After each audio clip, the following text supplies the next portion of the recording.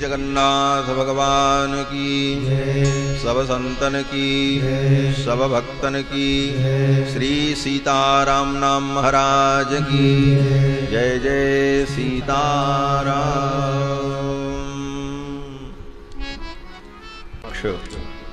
अनंत कोटि ब्रह्मांड नायक सर्वेश्वरेश्वर पुराण पुरुषोत्तम भक्तवांछा कल्पतरु भगवान श्री सीतारामचंद्र जी एवं इस श्री राम कथा यज्ञ के मुख्य यजमान श्री गोविंद बाबू हैदराबाद एवं दूर दूर से आए हुए समस्त श्रद्धालु श्रोता बंधुओं, धर्मानुरागी सज्जनों, श्रद्धामयी माताओं, मंच पर विराजमान परम श्रद्धेय आचार्यगण, संतगण, विप्रवृंद एवं समस्त श्रद्धालु श्रोता बंधुओं, भगवान की मंगलमयी कृपा के फलस्वरूप पवित्र धाम श्री जगन्नाथपुरी में पुरुषोत्तम क्षेत्र में मर्यादा पुरुषोत्तम भगवान श्री राम के पावन चरित्र का हम सभी लोग अपनी गति और मति के अनुकूल श्रवण लाभ प्राप्त कर रहे हैं। इस कलिकाल में भगवान का नाम और भगवान नाम संकीर्तन, भगवान की चर्चा, यही जीव को भवसागर से पार करने वाली है। बाकी विधान तो बहुत हैं शास्त्र में, अनेक शास्त्रम बहुलाश्च विद्या नैको ऋषिर यस्य वच प्रमाणम। अनेक शास्त्र हैं और अनेक विद्याएं हैं, कोई भी ऐसा ऋषि नहीं है जिसकी वाणी को हम अप्रमाण समझें। सब लोग अच्छी बात ही कहते हैं, लेकिन हम करें क्या, कितना करें? तो आचार्यों ने कहा कि धर्मस्य तत्वं निहितं गुहायां। धर्म का तत्व बहुत सूक्ष्म है, तो क्या करें? तो शास्त्र ने कहा कि महाजनो जेन गताः सपन्था। महापुरुष हमारे पूर्ववर्ती आचार्य गण जो कर आए, उसी पद चिन्ह पर हम भी चल करके आत्म कल्याण को प्राप्त कर सकते हैं। और इस कलिकाल में समय भी बहुत कम है, समस्याएं भी विभिन्न प्रकार की हैं। न आज वस्तु की शुद्धि है, न स्थान की शुद्धि है, न भावना की ही शुद्धि बची है। ऐसी स्थिति में कोई भी साधन ठीक ठीक सफल हो जाए, ये संभव नहीं। अल्प तो अवधि जीव तामे बहु सोच पोच, करीबे को बहुत कुछ काह काह कीजिए। पारना पुराणन को वेदहूं को अंत नहीं, वाणी तो अनंत मन कहां कहां दीजिए। ऐसी स्थिति में भगवत चर्चा, भगवान का स्मरण और भगवान का नाम, यही जीव को भवसागर से पार करने वाला है। इसीलिए गोस्वामी जी ने कहा कि राम नाम एक अंक है और सब साधन है शून्य। भगवान का नाम अंक है और बाकी जितने साधन, कर्म, ज्ञान, उपासना, वो सब क्या है? बोले शून्य। राम नाम एक अंक है, सब साधन है शून्य। अंक रहे, अंक गए सब शून्य है, और अंक रहे 10 गुण। इसका मतलब बोले भगवान का नाम, भगवान का ध्यान, भगवान की चर्चा, यही अंक है। बाकी सब साधन शून्य है। जैसे 10 लिखना हो तो 1 तो अंक है और 1 के बगल में 1 शून्य लगा दिए तो 10 हुआ। तो 10 में, 100 में, 1000 में, लाख में जो 1 है अंक, वो तो भगवान का ध्यान, भगवान का नाम। और जो शून्य है बोले वो बाकी सब विधान। तो भक्तों ने कहा महाराज अंक अगर है तो वो संख्या 10 गुना हो जाती है। और अंक हटा दे तो सब शून्य का शून्य ही है, उसका कोई मतलब नहीं। तो भगवान का ध्यान, भगवान का नाम, भगवत चर्चा अगर हटा दी जाए तो जितने साधन हैं सब शून्य। लेकिन इसका मतलब ये मत समझना कि सब साधन शून्य हैं इसलिए सब साधन छोड़ दिया जाए। उन साधनों को भी करते रहना है। संध्या वंदन, होम यज्ञ, तीर्थ तप, श्राद्ध तर्पण, वैदिक कर्म जो नित्य नैमित्तिक कर्म शास्त्र विहित हैं, उन कर्मों को करते रहना है। शुद्धि अशुद्धि का विवेक, शुचिता अशुचिता का विधान, ये सब जो शून्य है लेकिन इनको करते रहना है। क्यों? बोले शून्य अंक के रहने पर शून्य का महत्व होता है, और केवल अंक ही रहे और सब शून्य हटा दिया जाए तो फिर अंक जितना है उतना ही रह जाता हो, बढ़ता नहीं। शून्य का कोई महत्व नहीं है ऐसा हम समझते हैं, लेकिन उसका भी अपना महत्व। 10 लिखने के बाद शून्य हटा दो, बोले सीधे 9 घट करके 1 हो जाएगा। 100 लिखा है, बोले शून्य का कोई मतलब नहीं है, दोनों शून्य हटा दें, अंक ही सब कुछ है। तो क्या होगा? बोले दोनों शून्य हटाते ही जो 100 था वो घट करके 1 हो जाएगा, 99 कम हो जाएगा। इसलिए शून्य का भी महत्व। अर्थात भगवान की भक्ति करते हुए अन्य समस्त साधनों को शून्य समझते हुए भी उनको करते रहना है, उनका त्याग नहीं करना है। अंक तो भगवान का नाम, भगवान की भक्ति, भगवत ध्यान है। और अगर आप सब कुछ करते हुए भगवान का नाम संकीर्तन करते हैं, भगवान का ध्यान करते हैं, भगवान की कथा श्रवण करते हैं, तो यह साधन उत्तरोत्तर 10 गुना बढ़ता चला जाएगा। 10 से 100, 100 से 1000, 1000 से लाख, लाख से करोड़ हो जाएगा। इसीलिए आचार्यों ने कहा इस कलयुग में कलौ नास्ते व नास्ते व नास्ते व गतिरन्यथा, इस कलिकाल में दूसरी कोई गति नहीं है। राम ही सुमिरिय गाइए राम, राम ही सुमेरिय गाइए राम ही सुमेरिय गाइए राम। संतत सुनिए राम गुण गावई, संतत सुनिए राम गुण गावई, संतत सुनिए राम गुण गावई, संतत सुनिए राम गुण गावई। राम ही सुमेरिय गाइए राम ही सुमेरिय गाइए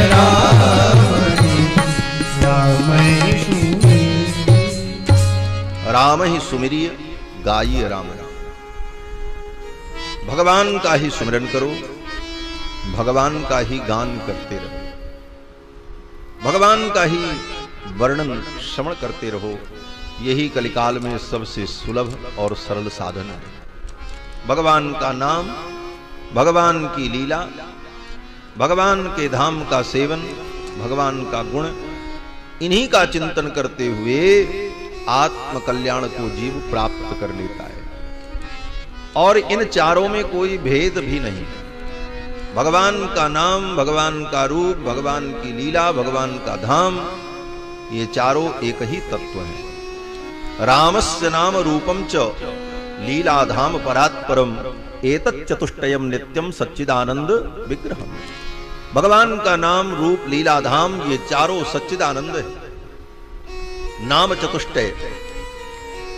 और कथा में तो भगवान का नाम, भगवान की लीला, भगवान के गुण सब आ जाते हैं। बिना नाम के भगवान की कथा कैसे होगी?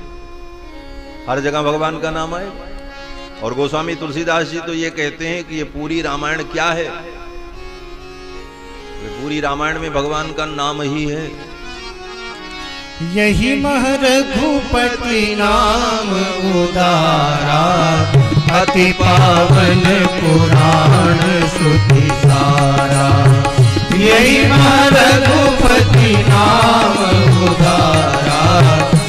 अति पावन पुराण श्रुति सारा, अति पावन पुराण श्रुति सारा, अति पावन पुराण श्रुति सारा। यही मह आदि मध्य अवसाना। रामायण में आदि में, मध्य में, अवसान में प्रतिपाद्य क्या है? बोले भगवान का नाम। भगवान का नाम ही प्रतिपाद्य है। ऐसे पावन चरित्र को हम सभी लोग श्रवण कर रहे हैं। कल के प्रसंग में आप सभी लोगों ने श्रवण किया कि भगवान श्री रघुनंदन चारों भाई सकल कला प्रवीण हो गए। अल्पकाल में ही समस्त ज्ञान विज्ञान को प्राप्त कर लिया। प्राप्त क्या करना था? भगवान को तो सब प्राप्त है। इसीलिए भगवान का एक नाम है अवाप्त समस्त काम। भगवान का एक नाम है अवाप्त समस्त काम। भगवान के जब गुणों का वर्णन किया जाता है तो ये सब गुण चिंतनीय है। भगवान श्री रामानुजाचार्य ने शरणागति गद्य में भगवान के जब गुणों का वर्णन किया तो इन सारे गुणों का स्मरण किया।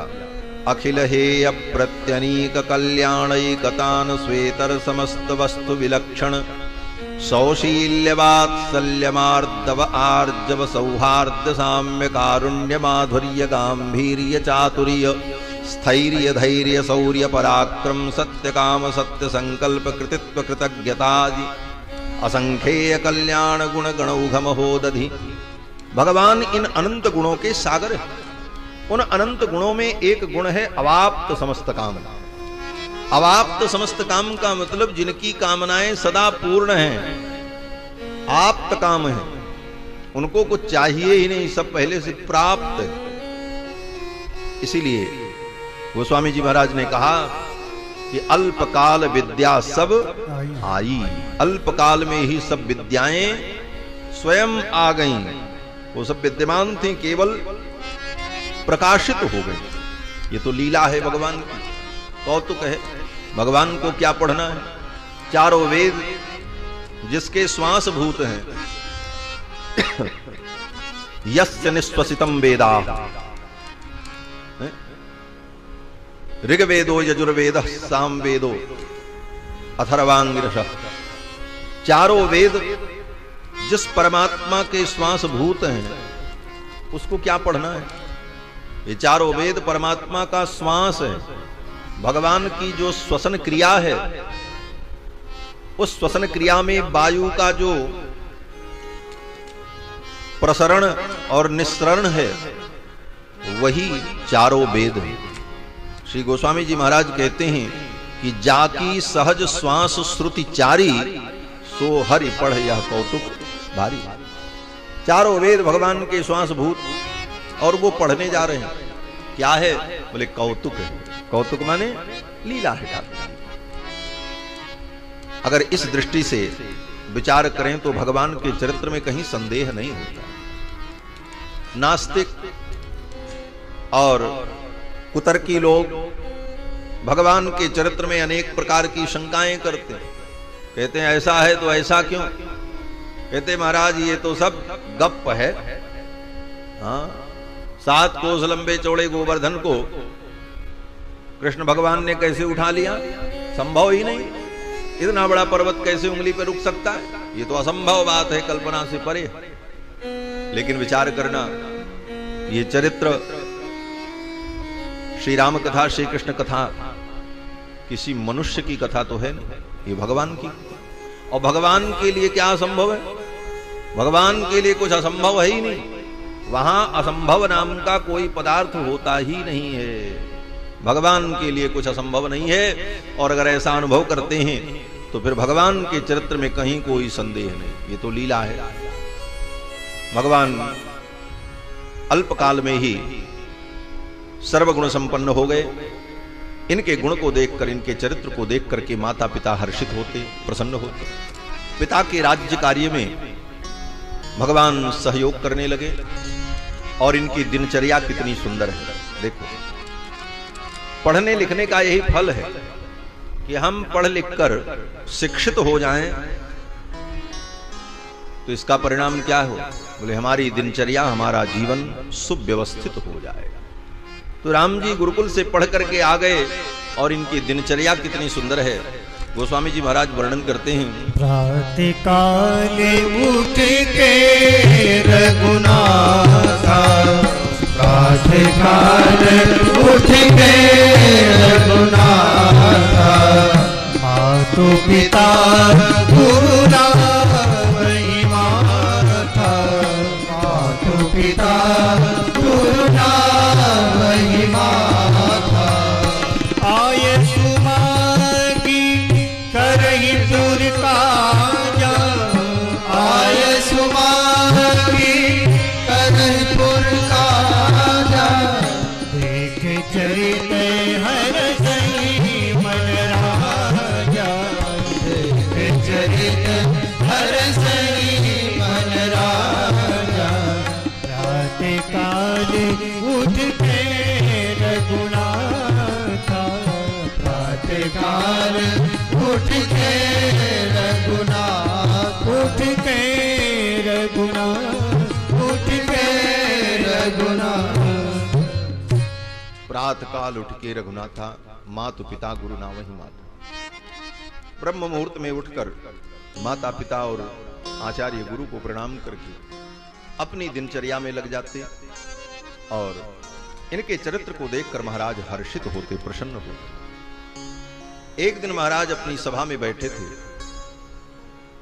भगवान श्री रघुनंदन के दिव्य गुणों का चिंतन करते हुए दशरथ जी महाराज ने सोचा कि मेरे बेटे इतने योग्य हो गए, इनकी योग्यता के अनुकूल अगर इनको पत्नी प्राप्त नहीं हुई तो इनका जीवन, इनका गृहस्थ जीवन सुखमय और आनंदमय नहीं होगा, और इनकी योग्यता के अनुकूल इनको बहू कहां मिलेगी। इस विषय को लेकर के दशरथ जी महाराज को चिंता हो गई। महर्षि वाल्मीकि कहते हैं कि अथ राजा दशरथस्तेषां दारक्रियां प्रति चिंतयामास धर्मात्मा सोपाध्यायः स बान्धवः। दशरथ जी महाराज को बड़ी चिंता हुई कि मेरे बेटों का ब्याह कैसे होगा। सोचने वाली बात है, बेटी के ब्याह की चिंता हो तो चलो भाई ठीक है, बेटी की चिंता सबको होती है, बेटे के ब्याह की क्या चिंता, और वो भी ऐसे योग्य पुत्रों के विवाह में चिंता, और दशरथ जैसे पिता को जो सर्वसमर्थ है।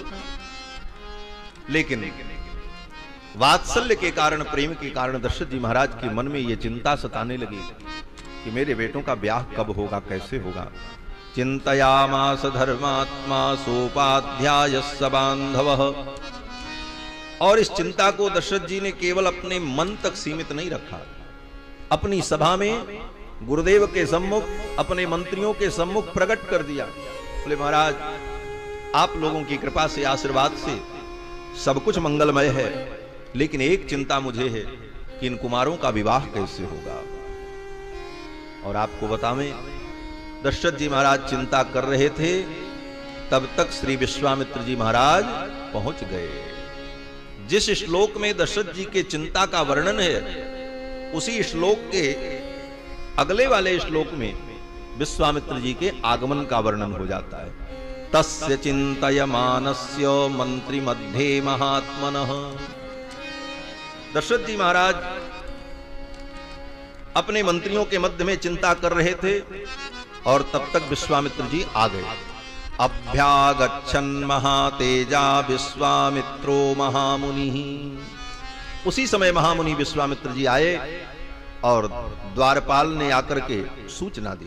विश्वामित्र जी ने कहा, महाराज को सूचित करो कि मैं आया हूं। शीघ्रमाख्यातमां प्राप्तम कौशिकम गाधिनः सुतम। गाधि के पुत्र विश्वामित्र आए हैं, ऐसी सूचना महाराज को दो। दूत लोग दौड़ते हुए गए और जाकर के महाराज को सूचना दी।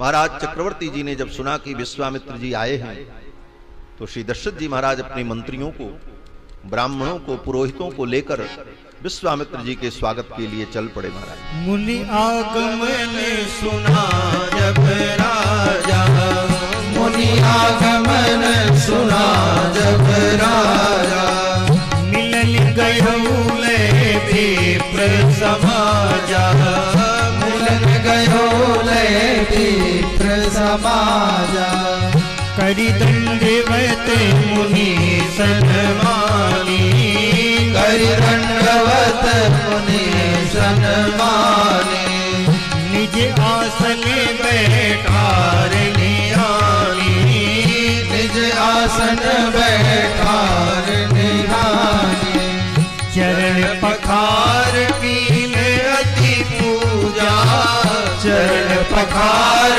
कीने अति पूजा, मौसम आज धन्य नहीं दूजा, मौसम आज धन्य नहीं दूजा, विविध भांति भोजन करवावा, विविध भांति भोजन करवावा, मुनिवर हृदय हर्ष अति पावा, मुनिवर हृदय हर्ष अति पावा, मुनि आगमन सुना जब राजा, मुनि आगमन सुना जब राजा, सुना जब राजा, सुना जब राजा।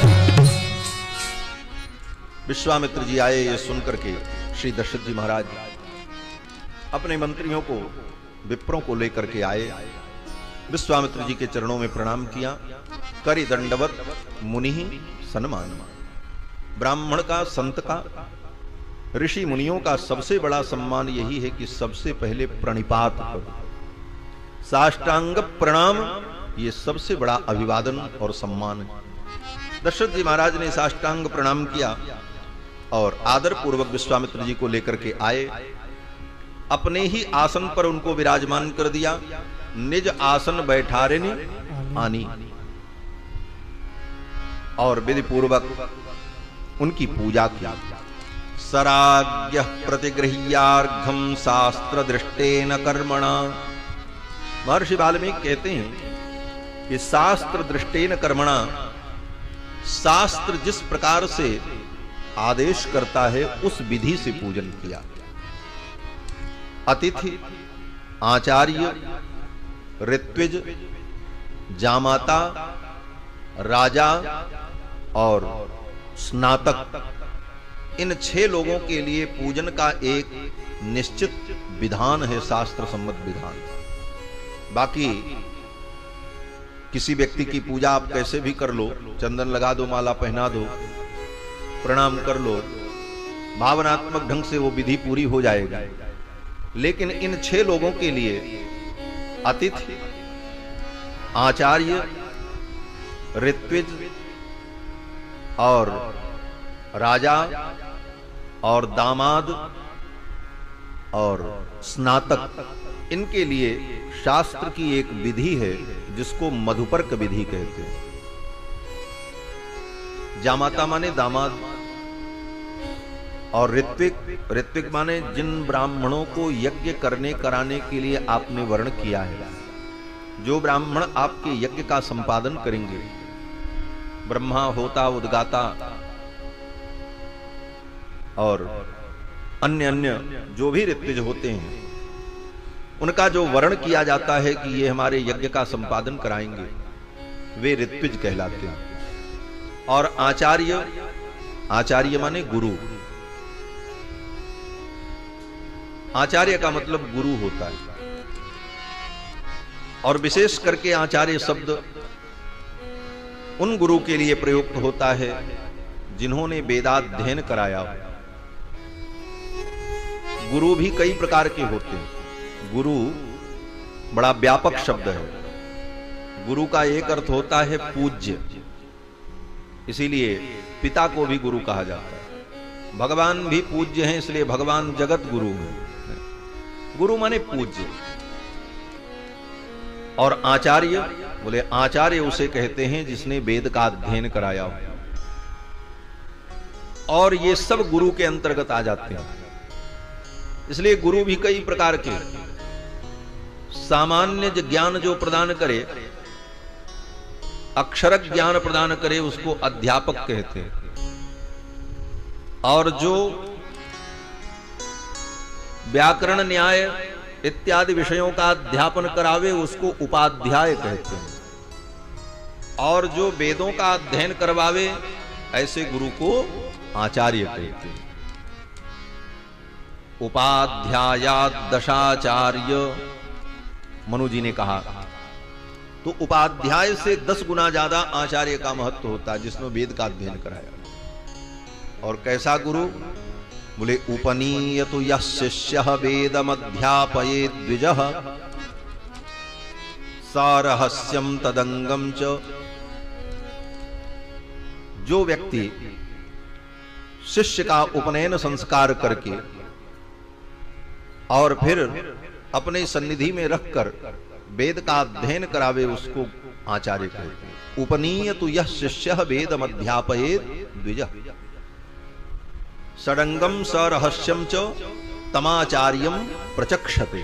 ऐसे आचार्य को, गुरु को आचार्य कहते हैं। और जो संप्रदायगत परंपरागत विधि से शिष्य को मंत्र दीक्षा प्रदान करे उसको भी आचार्य कहते हैं, वह भी आचार्य कोटि में होता है, तो इनको आचार्य कहते हैं। तो आचार्य, ऋत्विज और जामाता और स्नातक। स्नातक माने जिसने वेदाध्ययन शास्त्र का अध्ययन पूर्ण कर लिया है और गुरुकुल से वेद शास्त्र का अध्ययन करके गुरु की अनुमति लेकर के अपने घर लौट आया है, ऐसे व्यक्ति को स्नातक कहते हैं। स्नातक माने समावर्तन संस्कार में जिसका अष्ट कलश के द्वारा स्नान संपन्न हो गया, विद्याध्ययन पूरा हो गया, उसको स्नातक कहते हैं। और अतिथि, अतिथि का मतलब तो जानते ही, और राजा, राजा सम्माननीय हो। तो इतने लोगों को शास्त्र की विधि से आदर देना चाहिए, इनका समर्चन करना चाहिए। शास्त्र दृष्टेन कर्मणा। और वो विधि क्या है? बोले मधुपर्क विधि है। मंत्र पूर्वक उन्हें आसन देना, आसन देने के बाद मंत्र पूर्वक उनके चरण का प्रक्षालन, फिर हाथों में अर्घ्य प्रदान, अर्घ्य प्रदान के बाद चंदन तिलक, और फिर मधुपर्क समर्पण, और मधुपर्क समर्पण करने के बाद एक गोदान उनको दिया जाए।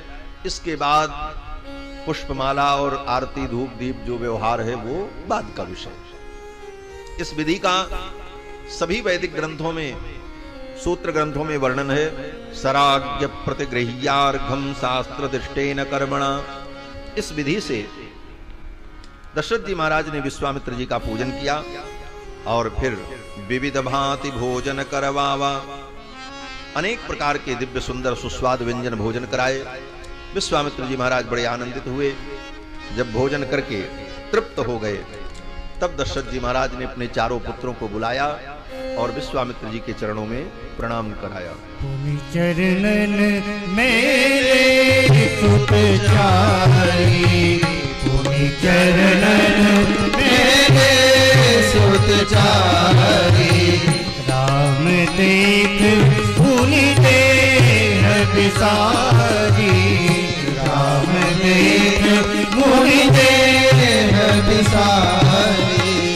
भय मगन देखत मुख शोभा, भय मगन देखत मुख शोभा।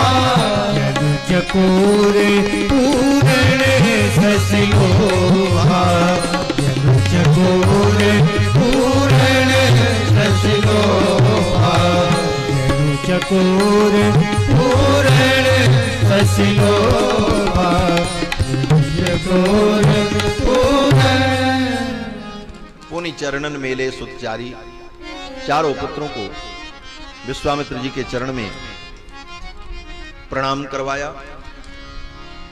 विश्वामित्र जी ने भगवान श्री रघुनंदन को जब देखा तो राम देख मुनि देह विसारी। भगवान के मुख कमल का सौंदर्य देखकर श्री विश्वामित्र जी महाराज अपनी सुध बुध भूल गए। राम देख मुनि देह विसारी, देह अपना विस्मृत हो गया और विश्वामित्र जी महाराज अपलक नेत्रों से भगवान श्री रघुनंदन के मुखारविंद का दर्शन कर रहे थे। किस प्रकार से, जैसे चकोर चंद्रमा का दर्शन करता है और चंद्रमा की किरणों का पान करता है, उसी प्रकार भगवान के मुखचंद्र का दर्शन करते हुए विश्वामित्र जी आनंद की अनुभूति करने लगे। कुछ क्षण बाद विश्वामित्र जी महाराज के चरणों में प्रणाम करते हुए दशरथ जी महाराज ने पूछा कि आपके आगमन का हेतु क्या है, किस कारण आपका आगमन हुआ, आप आज्ञा करें, मैं आपकी क्या सेवा करूं। जब दशरथ जी ने पूछा तो विश्वामित्र जी ने प्रसन्न होकर पहले दशरथ जी की बड़ी प्रशंसा की। महाराज ऐसी अद्भुत सेवा और सत्कार किया दशरथ जी ने कि विश्वामित्र जी का रोम रोम पुलकित हो गया। वाल्मीकि महर्षि कहते हैं कि हृष्टरोमा महातेजा विश्वामित्रोभ्यभासत। विश्वामित्र जी ही हर्षित नहीं हुए, हृष्टरोमा उनके एक एक रोम हर्षित हो गए। महाराज ऐसी सेवा दी। प्रसन्न होकर विश्वामित्र जी ने कहा कि सदृशम राजसार्दूल तवैवं भुवि नान्यतः। हे राजन, आप धन्य हैं, आपके जैसा कोई राजा इस पृथ्वी पर नहीं। तवैवं भुवि नान्यतः, ये बहुत बड़ी प्रशंसा है महाराज। विश्वामित्र जी कहते हैं आपके समान कोई हो नहीं सकता, और सच्ची बात है, दशरथ जी जैसा कौन हो सकता है। जिसके घर में परब्रह्म परमात्मा पुत्र के रूप में अवतरित हो, ऐसा सौभाग्य किसका हो। विश्वामित्र जी ने बड़ी प्रशंसा की और विश्वामित्र जी ने यह भी कहा कि महावंश प्रसूतस्य, ऐसे महान वंश में आपका जन्म हुआ है जिस वंश में एक से एक बढ़कर प्रतापी राजा हुए। महाराज रघु, महाराज दिलीप, महाराज भगीरथ, महाराज ककुस्थ, ऐसे ऐसे महान राजा जिस वंश में हुए, ऐसे वंश में आपका जन्म हुआ। महावंश प्रसूतस्य, और बोले वसिष्ठ व्यपदेशिनः, आपके समान कौन होगा जिसके गुरु इतने महान हो। वसिष्ठ व्यपदेशिनः, साक्षात शास्त्र की प्रतिमूर्ति ब्रह्मपुत्र वशिष्ठ जिसके आचार्य हैं और जिनके निर्देश में जिसका जीवन यापन हो रहा हो, ऐसे महापुरुष के विषय में क्या कहा जाए। विश्वामित्र जी ने बड़ी प्रशंसा की महाराज। इतनी प्रशंसा क्यों की? आचार्य जन कहते हैं देखो भाई, किसी से कोई काम करवाना हो, कुछ लेना हो, तो पहले उसकी प्रशंसा करनी चाहिए कि भाई आप बड़े अच्छे हो, आप बड़े उदार हो, आप बड़े महान हो। जब बहुत कहोगे, प्रशंसा करोगे, और फिर जब अपनी बात सामने रखोगे तो फिर वो ना नहीं कर पाएगा। सोचेगा भाई इतनी प्रशंसा किया है, अब कैसे इसको मना कर। इसीलिए भागवत जी में देखो, जब वामन भगवान राजा बलि के यहां गए 3 पग पृथ्वी की याचना करने के लिए, तो बड़ी प्रशंसा की महाराज। प्रशंसा के पुल बांध दिए भगवान। भगवान ने कहा राजन तुम बड़े महान हो, बहुत बड़े दानी हो, ब्राह्मण भक्त हो, तुम्हारा वंश इतना महान है, तुम्हारे बाबा परबाबा इतने महान हुए कि जिनको देवता भी पराजित नहीं कर पाए, अंत में जिनके लिए भगवान को अवतार लेना पड़ा, हिरण्यकश्यपु का स्मरण किया। तुम्हारे पिता महाराज विरोचन इतने बड़े ब्राह्मण भक्त थे कि ब्राह्मणों के लिए उन्होंने अपना जीवन उत्सर्ग कर दिया। इस प्रकार राजा बलि की बड़ी प्रशंसा की। भगवान ने ही ये सब गुण संसार को सिखाया है। सब गुण के अधिष्ठाता तो भगवान ही। समुद्र मंथन के प्रसंग में भी ऐसा ही वर्णन है। जब असुर लोग अमृत कलश लेकर के भाग गए तो भगवान मोहिनी बनकर के पहुंचे और अपनी माया के द्वारा उन असुरों को मोहित करके अमृत कलश ले लिया। और अमृत कलश लेने के बाद उन दैत्यों की बड़ी लंबी प्रशंसा की। महाराज खूब उनका गुणगान किया। भगवान ने, आप बड़े अच्छे हो, बड़े वीर हो, बड़े पराक्रमी हो, और इतनी प्रशंसा कर दी कि सब उस प्रशंसा के बोझ के नीचे दब गए। मोहिनी का कोई विरोध नहीं कर सके और मोहिनी ने जो चाहा वो किया। तो यहां पर भी विश्वामित्र जी महाराज ने महाराज की बड़ी प्रशंसा की और फिर कहा कि हे राजन, मैं यज्ञ करता हूं विश्व के कल्याण के लिए, लेकिन मेरा यज्ञ पूरा नहीं होता। मारीच और सुबाहुराम के राक्षस आते हैं और यज्ञ कुंड पर, यज्ञ मंडप पर हड्डी और मांस की वर्षा करके, रुधिर की वर्षा करके मेरी यज्ञ वेदी को अपवित्र कर देते हैं। मारीचश्च सुबाहुश्च वीर्यवन्तौ सुशिक्षितौ, और बड़े सुशिक्षित हैं वो। क्या सुशिक्षित हैं? बोले उनको ट्रेनिंग दे करके भेजा जाता है कि जाओ जहां बाबा लोग यज्ञ करें, धर्म करें, वहां ऐसे काम करना। जैसे आज आतंकवादियों को प्रशिक्षण दे करके भेजा जाता है, आतंकवादियों के प्रशिक्षण का केंद्र चलता है, उसी प्रकार से प्राचीन काल में भी ये सब राक्षस आतंकवादी ही तो हैं। और इनको प्रशिक्षित करके रावण भेजता कि जाओ जहां कहीं भी यज्ञ हो, धर्म हो, उसे नष्ट कर दो। जेहि जेहि देश धेन द्विज पावई, नगर गांव पुर आग लगावई। विश्वामित्र जी कहते हैं कि मारीचश्च सुबाहुश्च वीर्यवन्तौ सुशिक्षितौ, तौ मांसुरिधरौघेण वेदिम तामभ्यवर्षताम। मेरी यज्ञ वेदी के ऊपर आकर के मांस, हड्डी, रक्त इसकी वर्षा कर देते हैं। मेरा यज्ञ भ्रष्ट हो जाता है और मैं उन्हें दंड नहीं दे सकता, क्योंकि मैं व्रत लेकर के बैठा हूं। आप कोई भी यज्ञ करो, अनुष्ठान करो, और उस यज्ञ अनुष्ठान में अगर आपने किसी के ऊपर क्रोध किया, किसी को दंड दिया, तो आपका वो यज्ञ अनुष्ठान नष्ट हो जाता है। यज्ञ का संकल्प कर लेने के बाद किसी के ऊपर क्रोध करना, किसी का अपमान करना, ये सब निषेध है। विश्वामित्र जी कहते हैं मैं उनको दंड भी नहीं दे पाता हूं और वो मेरा यज्ञ ध्वंस करके चले जाते हैं। तो आप अपने ज्येष्ठ पुत्र राम को मुझे दे दो, उनके द्वारा मेरे यज्ञ की रक्षा होगी और मेरा यज्ञ सफल होगा और आपके पुत्र का कल्याण होगा। इतना कहते हुए विश्वामित्र जी ने यह भी कहा, राजन आप संकोच मत करो, आपके पुत्र जो राम हैं वो साधारण नहीं है। आप तो उन्हें पुत्र समझते हो, लेकिन वो कौन है मैं जानता हूं। विश्वामित्र जी ने कहा कि अहम वेद्मि महात्मानं रामं सत्य पराक्रमं। मैं जानता हूं राम सत्य पराक्रम है, उनके पराक्रम का कोई प्रतिकार नहीं कर सकता। इसलिए आप संदेह छोड़कर अपने पुत्र राम को मुझे दे दो। अनुज समेत देहु रघुनाथ। अनुज समेत देहु रघुनाथ, अनुज समेत देहु रघुनाथ। निश्चर बद में ओम सनाथा, निश्चर बद में ओम सनाथा। अनुज समेत देहु रघुनाथ, अनुज समेत देहु रघुनाथ। अनुज के सहित रघुनाथ जी को दे दो।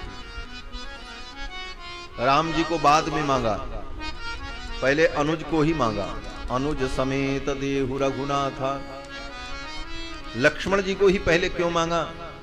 बोले विश्वामित्र जी जानते हैं कि लक्ष्मण जी जाएंगे तभी राम जी जाएंगे, इनके बिना राम जी रह नहीं सकते। कल की कथा में निवेदन किया ना कि नचते न बिना निद्राम लभते पुरुषोत्तमः मृष्टमन्नमुपानीतम अस्नाति नहितम बिना। लक्ष्मण जी के बिना राम जी को नींद भी नहीं आती, भोजन भी नहीं करते। लक्ष्मण के बिना भगवान एक क्षण रह नहीं सकते। तो विश्वामित्र जी जानते हैं कि अगर लक्ष्मण जी मिल गए तो राम जी का मिलना कन्फर्म है। केवल राम जी को अगर मांगेंगे और लक्ष्मण जी आने को तैयार नहीं हुए तो फिर राम जी का भी बना बनाया प्रोग्राम बिगड़ जाएगा। इसलिए पहले लक्ष्मण जी को ही प्राप्त कर लिया जाए। और यहां पर रहस्य यह है कि लक्ष्मण जी कौन हैं?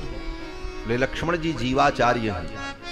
कल की कथा में मैंने निवेदन किया, लक्ष्मण रामानुज हैं, राम के अनुज हैं। और रामानुज समस्त जीवों के आचार्य हैं, इनको जीवाचार्य कहा।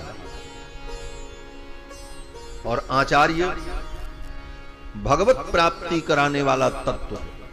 आचार्य तत्व के बिना भगवत प्राप्ति नहीं हो सकती। इसीलिए वेदों ने कहा कि आचार्यवान पुरुषो वेद।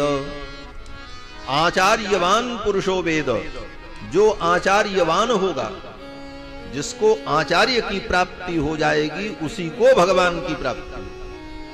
आचार्यादेव विदिता विद्या साधिष्ठम प्रापत। आचार्य के द्वारा विदित विद्या ही जीव को ब्रह्म तक पहुंचाती। इसलिए भगवत प्राप्ति के लिए पहले आचार्य की प्राप्ति होनी अनिवार्य है। आचार्य प्राप्ति के बाद ही भगवत प्राप्ति का मार्ग प्राप्त होता है। इसीलिए वेदों ने कहा कि समित पाणी होकर समित पाणिम श्रोत्रियम ब्रह्मनिष्ठम गुरुम अभिगच्छेत। समित पाणी होकर श्रोत्रिय ब्रह्मनिष्ठ गुरु की, आचार्य की सन्निधि में जाना चाहिए। आचार्य कैसा हो तो शास्त्रों ने इसका भी निर्देश किया है। शाब्दे परे च निष्णातम, जो शास्त्र में और परमात्मा में दोनों में निष्णात हो, अर्थात जिसको शास्त्र ज्ञान भी हो और भगवान के चरणों की भक्ति भी हो। ऐसे आचार्य की शरण में जब जीव जाता है तो आचार्य कृपा से जीव को भगवत प्राप्ति का मार्ग प्राप्त होता है। इसलिए आचार्य का समाश्रयण परम आवश्यक है। और आचार्य कौन है? बोले रामानुज है, जीवाचार्य है। इसलिए विश्वामित्र जी ने सोचा पहले आचार्य प्राप्ति हो तब भगवत प्राप्ति हो। इसीलिए कहा अनुज समेत देहु रघुनाथा निश्चर बधमय होब सनातन। विश्वामित्र जी ने कहा राजन आप संदेह न करें, मैं जानता हूं राम सर्वसमर्थ हैं, इनके द्वारा असुरों का विनाश होगा और इनका अति कल्याण, इनका कल्याण। क्या कल्याण होगा? बोले संकेत में गोस्वामी जी ने, विश्वामित्र जी ने कह दिया कि आप इनके विवाह की चिंता कर रहे हैं ना, इनका विवाह हो जाएगा। इनका अति कल्याण, कल्याण का अर्थ ही विवाह होता है। इसलिए हमारे यहां श्री रामानुज संप्रदाय में विवाह को कल्याण ही कहते हैं।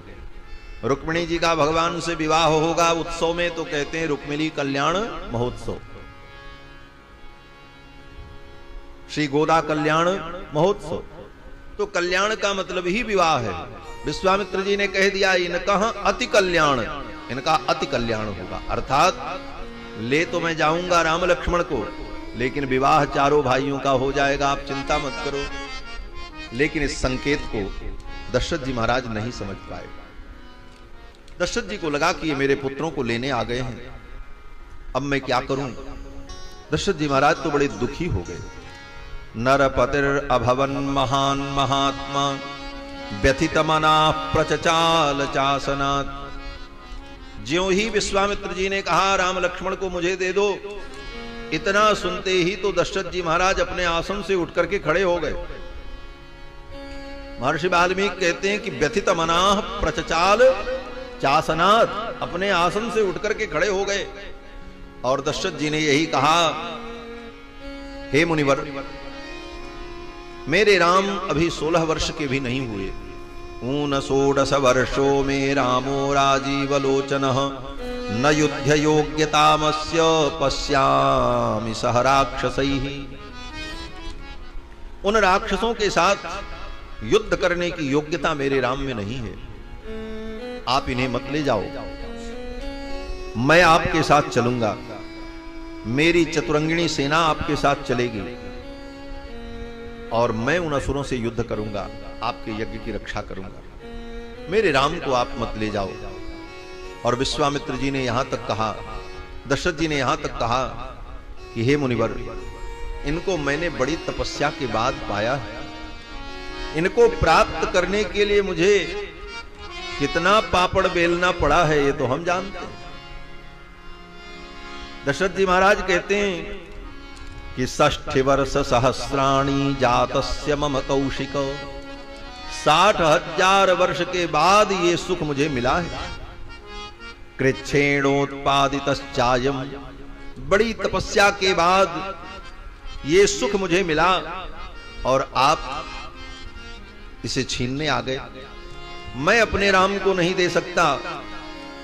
ज्येष्ठे धर्म प्रधाने च न रामम नेतुमर्हसि, हे मुनिवर, मैं अपने ज्येष्ठ पुत्र राम को नहीं दे सकता।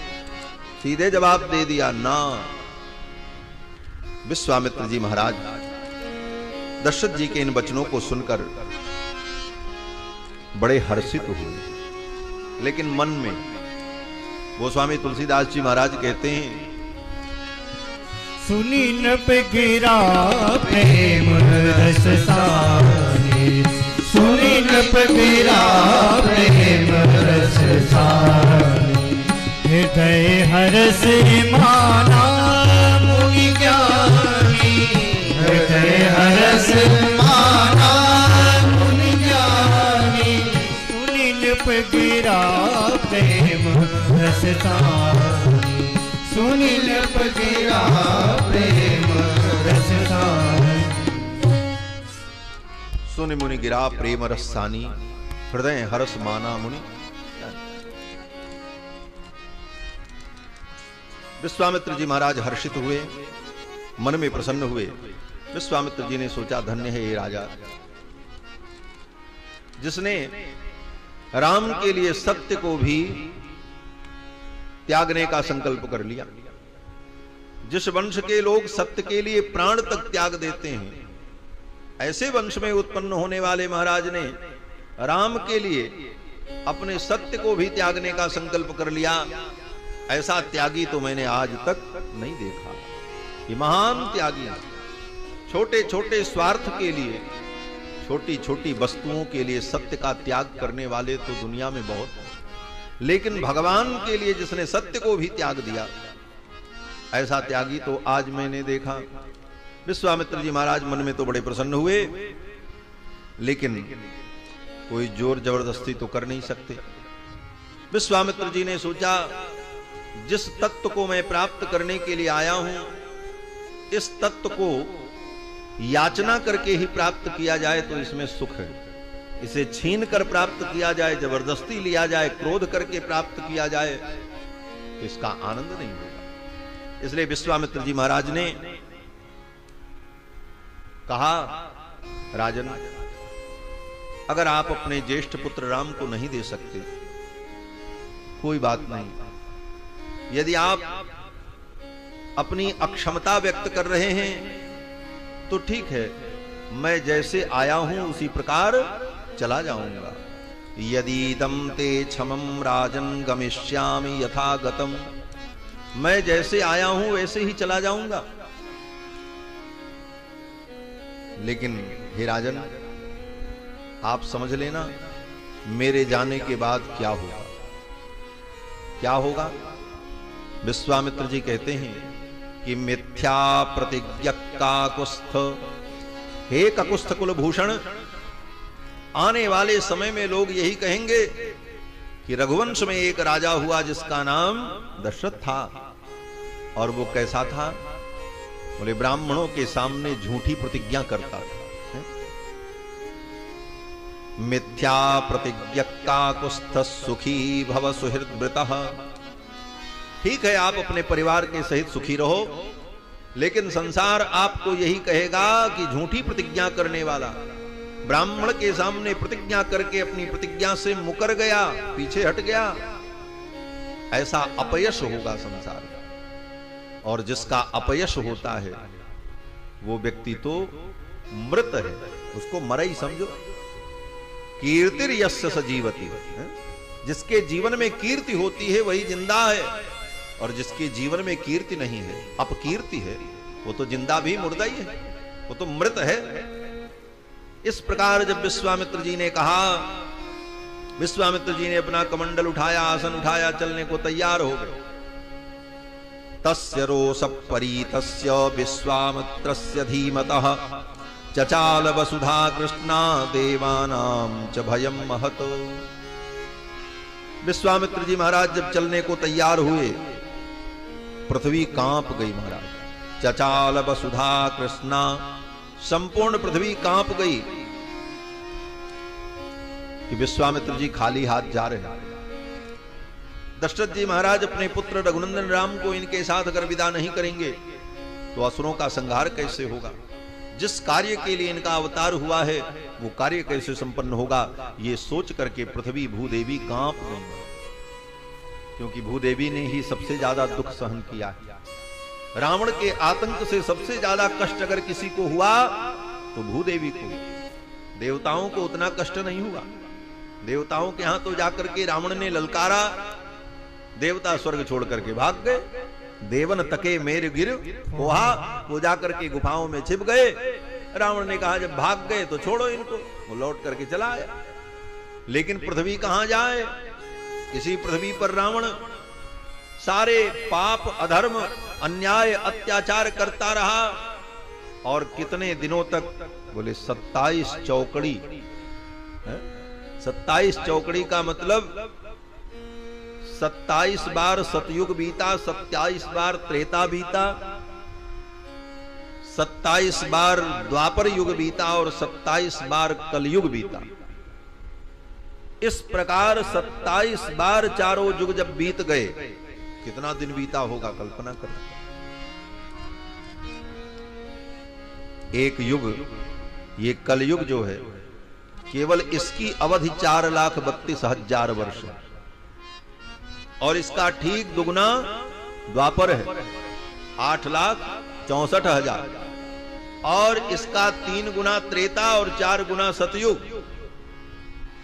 इतने वर्ष एक चतुर्युगी में, और ऐसी 27 चौकड़ी बीत गई, 27 चतुर्युगी बीत गई।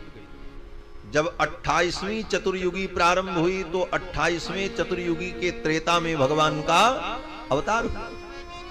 अभी ये 28वीं चतुर्युगी चल रही है, इसका कलयुग चल रहा है। इसीलिए संकल्प में बोलते हैं अष्टाविंशति तमे कलयुगे कलि प्रथम चरणे। 28 तमे कलयुगे, ये 28वां कलयुग चल रहा है इस कल्प का। तो 27 का 4 गुना माने 108 युग, एक माला पूरी हो गई है। और सतयुग 28वें का सतयुग भी बीत गया, और त्रेता भी समाप्त प्राय था। तो कितना? बोले इन दो को जोड़ दिया जाए तो 110। 110 युग पर्यंत पृथ्वी ने रावण के आतंक को सहन किया। रावण जब चलता तो चलत दशानन डोलत अवनी, चलत दशानन डोलत अवनी, चलत दशानन डोलत अवनी, करजत गर्भ सवहि सुर रवनी, करजत गर्भ सवहि सुर रवनी। चलत दशानन डोलत यवनी, रावण चलता तो पृथ्वी कांपती थी। रावण की गर्जना से देवताओं की बधुएं, देव बधूटियों का गर्भपात हो जाता। उस आतंक को पृथ्वी ने इतने युगों से झेला है, इसीलिए सबसे पहली शुरुआत पृथ्वी ने ही की। गौ का रूप धारण करके पृथ्वी ही ब्रह्मा जी के पास पहले गई, क्योंकि सबसे ज्यादा त्रस्त पृथ्वी ही। पृथ्वी को बड़ी आशा थी कि भगवान आएंगे और मेरा उद्धार करेंगे, इस दुष्ट के आतंक से मुझे मुक्त करेंगे। और भगवान ने देवताओं को वचन भी दिया। जब अवतार का समय आया तो भगवान ने यही कहा था कि मैं दशरथ जी का पुत्र बनने जा रहा हूं, और पुत्र बन करके मैं आऊंगा और सपरिवार रावण का विनाश करूंगा। समंत्रिज्ञाति बांधवम, और रावण को मारने के बाद, उसके संपूर्ण असुरों का संहार करने के बाद 11,000 वर्ष तक मैं पृथ्वी पर रह करके इस पृथ्वी का पालन करूंगा। वत्स्यामि मानुषे लोके पालयन पृथ्वीम इमाम।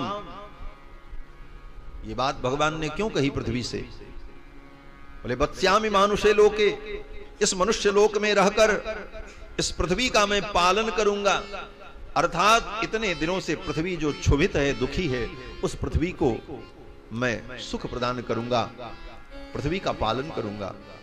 आज जब विश्वामित्र जी महाराज चलने को तैयार हो गए तो भूदेवी ने देखा कि दशरथ जी महाराज रघुनंदन को विदा नहीं करेंगे तो मेरे भार का हरण कैसे होगा, अब मैं क्या करूं, ये सोच करके पृथ्वी कांप गई। चचाल वसुधा कृष्णा देवानां च भयम महत, देवताओं को महान भय हुआ कि अब क्या होगा। दशरथ जी महाराज अगर अपने रघुनंदन राम को महल से बाहर जाने ही नहीं देंगे तो जिस कार्य के लिए इनका अवतार हुआ वो कार्य कैसे संपन्न होगा, ये सोच करके देवताओं को पीड़ा हुई। तब तक विश्वामित्र जी ने वशिष्ठ जी की ओर देखा और वशिष्ठ जी की ओर देखकर कातर नेत्रों से संकेत की भाषा में ही विश्वामित्र जी ने वशिष्ठ जी से कहा, हे ब्रह्मपुत्र, अब मैं आपकी शरणागति कर रहा हूं। आपकी कृपा के बिना मुझे राम की प्राप्ति नहीं होगी। आप ब्रह्मपुत्र हैं, आप इनके गुरु हैं, आप ही कृपा करोगे तो मुझे राम की प्राप्ति होगी। हे मुनिवर, मैंने आपकी बराबरी करने के लिए क्या नहीं किया, आपके समकक्ष होने के लिए मैंने तप किया, यज्ञ किया, आपसे युद्ध किया, सब कुछ करके किसी प्रकार मैंने ब्रह्मर्षि के पद को प्राप्त किया। लेकिन हे मुनिवर, आज भी मैं आपके समकक्ष नहीं हो पाया। मैं तो ब्रह्मर्षि बन गया, लेकिन आप तो ब्रह्म के गुरु बन गए। ये सुख भी मुझे प्रदान करो, आपकी कृपा हो, मुझे राम की प्राप्ति हो जाए। इस दृष्टि से विश्वामित्र जी ने जब वशिष्ठ जी की ओर देखा तो वशिष्ठ जी समझ गए, और फिर वशिष्ठ जी महाराज अपने आसन से उठ करके खड़े हुए और उन्होंने कहा, हे राजन, आप ऐसा मत बोलो, न धर्मम हातुमर्हसि। हे राजन, आप अपने धर्म का त्याग मत करो, सत्य का त्याग मत करो, राम को इनके साथ विदा करो, इनकी याचना को आप पूर्ण करो। दशरथ जी महाराज ने कहा, मेरे राम अभी बालक हैं, युद्ध की योग्यता उनके अंदर नहीं है। तो वशिष्ठ जी ने कहा, हे राजन, तेषां निग्रहणे सक्तः स्वयं च कुशिकात्मजः तव पुत्र हितार्थाय त्वामुपेत्याभियाचते। हे राजन, आप ये मत समझो कि विश्वामित्र जी असमर्थ हैं। ऐसा नहीं है कि ये असमर्थ हैं। तेषाम निग्रहणे सक्तः, उन असुरों का विनाश करने में ये स्वयं समर्थ हैं। तेषाम निग्रहणे सक्तः स्वयं च कुशिकात्मज। तो दशरथ जी ने कहा, फिर जब समर्थ हैं तो हमारे पास हमारे पुत्रों को मांगने क्यों आए? तो वशिष्ठ जी ने कहा कि तव पुत्र हितार्थाय, तुम्हारे पुत्रों का हित करने के लिए आए। ऐसा हितैषी दुनिया में कौन होगा जो स्वयं याचक बनकर के आपके दरवाजे पर आवे और आपसे याचना करे और आपका हित करे? ऐसे हितैषी तो विश्वामित्र ही है क्योंकि ये विश्व के हितैषी हैं, ये विश्व के हितैषी हैं, विश्व के मित्र हैं। तव पुत्र हितार्थाय त्वामुपेत्याभियाचिते, इसलिए हे राजन इनके साथ राम लक्ष्मण को विदा कर दो। फिर भी दशरथ जी महाराज जब नहीं तैयार हुए तो वशिष्ठ जी महाराज ने दशरथ जी को किनारे बुलाया और धीरे से कहा, राजन अभी आप चिंता कर रहे थे कि बेटों का ब्याह कैसे होगा। तेषां दार क्रियां प्रति चिंतयामास धर्मात्मा, आप अपने पुत्रों की विवाह की चिंता कर रहे थे ना? बोले हाँ। वशिष्ठ जी ने कहा बस आपकी चिंता को दूर करने के लिए आए, ये आपके बेटे को लेने के लिए इसीलिए आए हैं। ये आपके पुत्र को लेकर के जाएंगे और उधर से विवाह करा करके बहू के सहित लौटाएंगे। इसलिए आप निसंकोच संदेह रहित होकर अपने पुत्र को दे दो। वशिष्ठ जी महाराज ने इस प्रकार जब समझाया, तब वशिष्ठ बहुविधि समझावा, नप संदेह नाश कर पावा। तब वशिष्ठ बहुविधि समझावा, नप संदेह नाश कर पावा। नप संदेह नाश कर पावा, नप संदेह नाश कर पावा। वशिष्ठ जी के समझाने पर दशरथ जी का संदेह दूर हो गया और उन्होंने तुरंत भगवान श्री राम कुमार लक्ष्मण को विश्वामित्र जी को सौंप दिया और सौंपते हुए कहा, हे मुनिवर, ये मेरे बालक मेरे प्राण हैं, आज से मैं इनको आपको अर्पित कर रहा हूं। अब आप ही इनके माता हो और आप ही इनके पिता हो। मेरे प्राणनाथ सुत दो, मेरे प्राणनाथ सुत दो, तुम मुनि पिता नहीं को, तुम मुनि पिता नहीं को। मेरे प्राणनाथ सुत दो, मेरे प्राणनाथ सुत दो, मेरे प्राणनाथ सुत दो, मेरे प्राणनाथ। दशरथ जी ने कहा, ये मेरे प्राण हैं, हे नाथ, अब मैं आपको इन्हें अर्पित कर रहा हूं। तुम मुनि पिता आन नहीं को, आप ही इनके पिता हो। अब मैं आपको सौंप रहा हूं। दशरथ जी महाराज ने यह नहीं कहा कि आप इनके गुरु हो, कहा आप ही इनके पिता हो। यह कहने का भाव क्या है? हमारे अवध के संत कहते हैं कि जब वशिष्ठ जी ने यह कहा कि ये आपके पुत्रों का विवाह कराने के लिए आए हैं, तो दशरथ जी बड़े प्रसन्न हो गए। तुरंत अपने बेटों को सौंप दिया और कहा, महाराज जल्दी ले जाओ इनको, आप लेकर के जाओ और वहां विवाह जल्दी से करा देना। और मैंने सुना है कि विवाह में पिता की भी आवश्यकता होती है, तो अगर मैं समय से न पहुंच सकूं तो आप ही पिता के जगह पे खड़े हो जाना, सारी विधि पूरी कर लेना, लेकिन ब्याह करा देना। तुम मुनि पिता आन नहीं को। महाराज दशरथ जी ने अपने पुत्र राम लक्ष्मण को सौंप दिया। विश्वामित्र जी बड़े प्रसन्न हुए और विश्वामित्र जी ने कहा, राम अब जाओ और जाकर के जल्दी से माताओं को प्रणाम करो और प्रणाम करके आओ, विलंब हो रहा है, चलना है। भगवान श्री राम गए और जाकर के माताओं को प्रणाम किया। सोपे भूप ऋषि सुते बहुविधि देहि असीस, सोपे भूप ऋषि सुते बहुविधि देहि असीस। जननी भवन गए प्रभु चले नाई पद शीस, जननी भवन गए प्रभु चले नाई पद शीस। हाँ चले नाई पद शीस, हाँ चले नाई पद शीस। माताओं के पास जाकर के दोनों कुमारों ने प्रणाम किया। प्रणाम करके आए और विश्वामित्र जी महाराज ने कहा, आप चलो। रुके नहीं महाराज। जननी भवन गए प्रभु चले नाई पद शीश। विश्वामित्र जी ने कहा, चलो राम। और महाराज जब अयोध्या से विश्वामित्र जी भगवान को लेकर के चले तो लगभग आधा दिन बीत चुका था, अपराह्न की बेला हो चुकी थी। लेकिन विश्वामित्र जी ने सोचा अब निकल चलो यहां से, शाम होने वाली है। लेकिन रुके नहीं विश्वामित्र जी।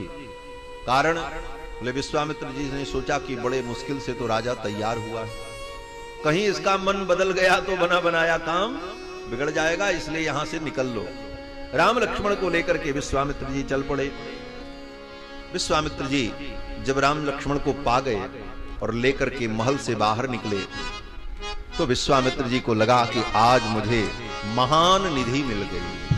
श्याम गोरे सुंदर दो भाई, श्याम गोरे सुंदर दो भाई, विश्वामित्र महानिधि पाई, विश्वामित्र महानिधि पाई, श्याम गोरे सुंदर दो भाई, श्याम गोरे सुंदर दो भाई, विश्वामित्र महानिधि पाई, विश्वामित्र महानिधि पाई। विश्वामित्र जी को यही अनुभव हुआ कि मुझे महान निधि मिल गई। विश्वामित्र महानिधि। कल की कथा में मैंने निवेदन किया था कि भगवान ही परम धन है, भगवान ही महान निधि है, और ऐसे धन को पाकर के कौन हर्षित नहीं होगा। विश्वामित्र जी को भी यही लगा कि मुझे महान निधि मिल गई, इससे बड़ी दुनिया में कोई निधि हो नहीं। और वास्तव में भगवान तो निधि के भी निधि हैं। इसीलिए वेदों ने कहा निधि नाम त्वा निधिपतिम हवामहे। मंत्र में कहते हैं ना, गणानाम त्वा गणपतिगुम हवामहे, प्रियाणाम त्वा प्रियपतिम हवामहे, निधि नाम त्वा निधिपतिम हवामहे। आप कहोगे ये गणेश जी का मंत्र है, इसमें भगवान की बात कहां से आ गई? इसी मंत्र से ब्राह्मण लोग गणेश जी का आवाहन करते हैं। लेकिन वेद के जितने मंत्र हैं वो वेद के मंत्र क्रिया का प्रतिपादन करते हुए ब्रह्म का ही संकेत करते हैं। जितने भी देवताओं के मंत्र हैं वो सब परमात्मा के ही वाचक और बोधक हैं, ये सिद्धांत है। अब कर्मकांड में ये नियम है कि किसी देवता का पूजन करना हो तो उस देवता का नाम या उस देवता से जुड़ा कोई शब्द उस मंत्र में आ जाए तो उस मंत्र से वो काम कर लो, जबकि वो मंत्र उसका प्रतिपादक नहीं है। अब जैसे एक उदाहरण आपको बताऊं कि शनि देवता का मंत्र है, नवग्रह की पूजा करते हैं तो कहते हैं कि सन्नो देवी रभिष्टय आपो भवन्तु पीतये संजोरभिश्रवन्तु नः। इस मंत्र को पढ़ करके शनि का आवाहन और पूजन करते हैं ब्राह्मण लोग, लेकिन इस मंत्र में कहीं शनि का नाम निशान नहीं है। सन्नो देवी रभिष्टय, यहां जल की प्रार्थना की गई है, जल तुम कल्याण कारक हो। आपो भवन्तु पीतये, जल की ही प्रार्थना की गई इस मंत्र में, और जल से ही विश्व का कल्याण है, यह तात्पर्य है मंत्र का। लेकिन सन्नो शब्द आ गया और सन्नो से थोड़ा शनि का संकेत हो गया, शनि और सन तो बस बोले शनिचर का मंत्र है, उसी से शनि देव का आवाहन हो गया।